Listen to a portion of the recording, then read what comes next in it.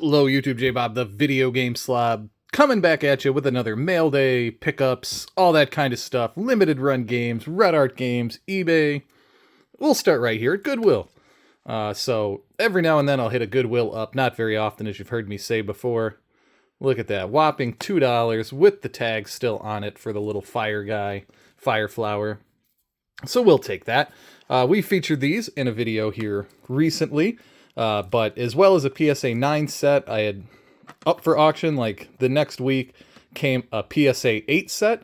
I can't stress how uncommon it is to have full sets in the same grade pop up like this. So yeah, you had to do it. Unless a PSA 10 set comes up, I'm essentially out of the market. I have these in packs. I have them as 8. I have them as 9. Go watch the video about these. These are fan-friggin-tastic cards. Even in the camera, you can see the depth and the brightness and color. And I say this a lot about grading, but these things are super sharp. Most of that dust you're seeing, is from the camera. It's almost like hard to just give you a sense of how sharp these corners are. But they're in great shape. So an 8 is amazing. Save yourself some money, I swear, and don't always have to go for 10s on everything. 8s are great. It was the spring sale at Red Art Games. Games up to 70% off. I think Mask of the Mist was either like $6 or $10. It was like something very cheap. I think shipping on all these averaged out to $2 a game. So pretty reasonable. Luckily, tariffs haven't hit from France yet, and we're able to still get some games through, so we picked that one up. Somehow just didn't have that. Almost all the rest of these, a little wear there, are going to be like $15 to $20 games, but most in the 10 to 12 range. Again, just picking up the ones I didn't already have. Caddy and Batty was super cheap. I think that was like $10, so has the slipcover, limited to like 1,000 or 1,500. It's got a cat on the front. What more do you need to know?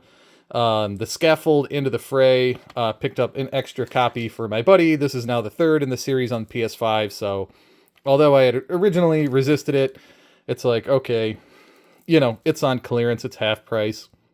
Let's pick it up.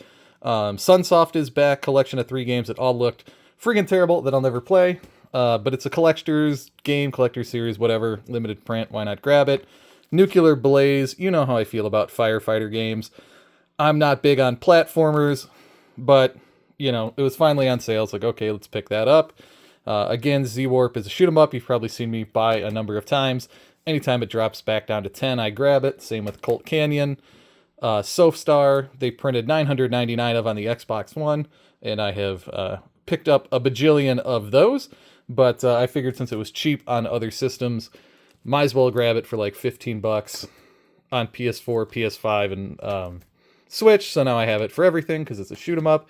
And again, because they only made 1,000 of these, every time they come up and they're on clearance, I just keep buying one. At some point, we're going to own the whole friggin' print run of those, so why not?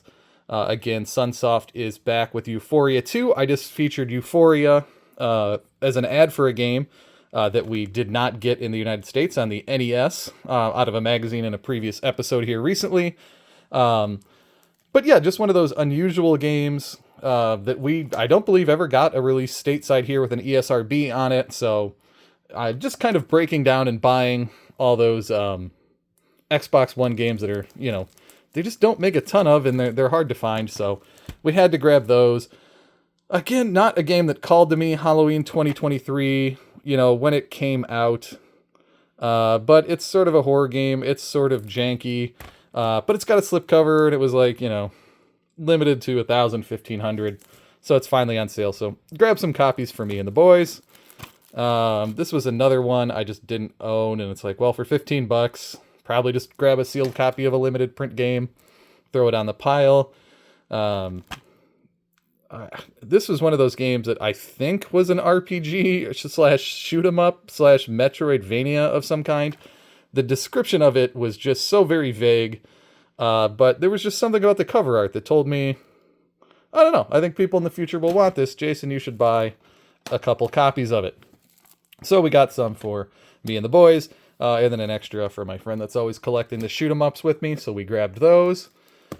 These were, I think, $30 or $35 from limited run games. I am sure everybody and their brother picked up Metal Slug Tactics because it is a tactics game, and it is a Metal Slug game. I ordered 3 thinking, oh, in case my buddy misses the window, I'll make sure we got 3 copies of this. He ordered 2 copies on every system they made it for. So I'm sure a lot of people will think like us. There's probably a ton of that out there. But who knows, a couple years down the line, what that will do. This, I think I paid 30 euros for, so probably like 32 with shipping or something like that. Vectronome, very crazy, like colorful artwork on it. This was a part of their last clearance sale as well.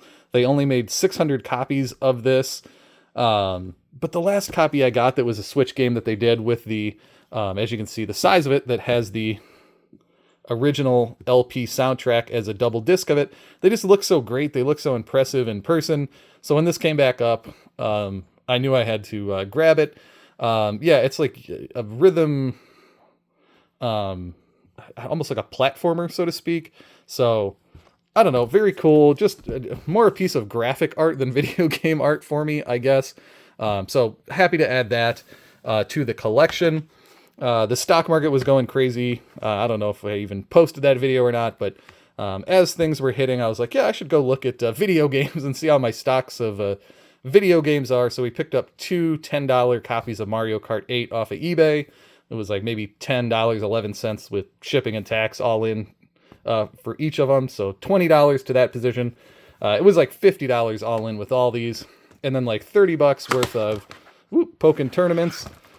One came with the card still sealed, which is pretty good. I think that card's now up to like $20 itself. Again, I will be the person who owns more copies of Pokken Tournament than anybody. But for $6, I'm buying that game. So I did, and that's the story there. I did not have this. It came into the local GameStop or game shop I'm always hanging out on. And I was like, I have 2, but I don't have 1. And they all made fun of me. And so he sold it to me for $1. So there you go. We're in 1 closer. I think we're like 176 or something like that left in the Xbox set. But if I could find them all for $1, that would be great. A while back, I picked up Under the Skin and said you should too. It's an uncommon game that just does not pop up. And somebody was asking about it at the store. And I had set a safe search and finally was able to get one here recently. But then this one popped up sealed at auction as well, and I bought this copy cheaper than the copy I bought for my personal collection that had been opened by like $10. It was pretty crazy. So adding a second copy of that, I have a open one and a sealed one, so that's pretty cool. Checking out here some of the auction wins. There haven't been a ton of comics I've been bidding on lately, but I was kind of getting into the Horizon Zero Dawn stuff, as now there's like Lego Horizon Zero Dawn and stuff like that coming out, so this is the sketch cover variant there. I don't know, kind of cool. I don't know. Sketch covers never do a ton for me, but picking that up in a 9.8. Here is cover E, which is a Peach Momoko cover, which is pretty cool. I do like Peach Momoko's work. So we have that checked off. I believe another Peach Momoko cover. Yep. Cover E of number 2. So it's just crazy to think that there's that many different cover variants, even for number 2, but a 9.8 for number 3. And each one of these was like, each one of those I think was $26 shipped with tax, something like that, 26, 27 bucks. So crazy to get 9.8s for literally the cost of grading was pretty insane. I paid up a little. I think this is 50 to 60 bucks for the 9.8 Apex Legends. So we grabbed that. I can't remember what this was. This was just an auction, so I won it for whatever it cost.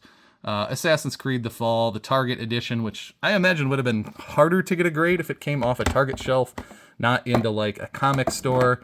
And then I think this was a $20 buy it now that we had to do. Gears of War 9.2 for like 20 bucks. We're going to do that all day. So that's what we've been picking up, YouTube. Let me know what you've been buying in the comments. Let me know if I'm crazy for buying into Wii U stuff to this day. Am I insane for even trying to complete an original Xbox set? How do you feel about games that have the vinyl in them? Is that a good market? And of course, just generally, what do you think's going on with the trend of the limited runs, the Red Art games? Are they to the point where they're churning out junk and it's limited, so we keep buying it? will any of that have long-term value? Love to hear from you. J Bob, the Video Game Slob. We're out.